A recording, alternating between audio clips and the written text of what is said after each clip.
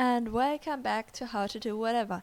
Today I'm going to do really simple marble nails. I'm starting off with a red coat of nail polish and I'm literally just going in, dabbing some colors on my mat and then just applying it with my stamp. And you have weird patterns. That way it actually looks like marble kind of patterns. To achieve the straight line, I actually used normal masking tape that you normally use for painting walls. Then I just applied one line of this silver foil.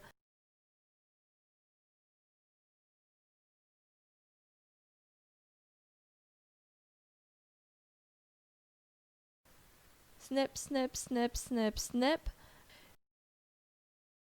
Just clean up the edges, go over it with a thick coat of glossy top coat, and here we go. That's the finished design. Quick and easy. Subscribe for more, hit the bell button for notifications. See you next time. Bye!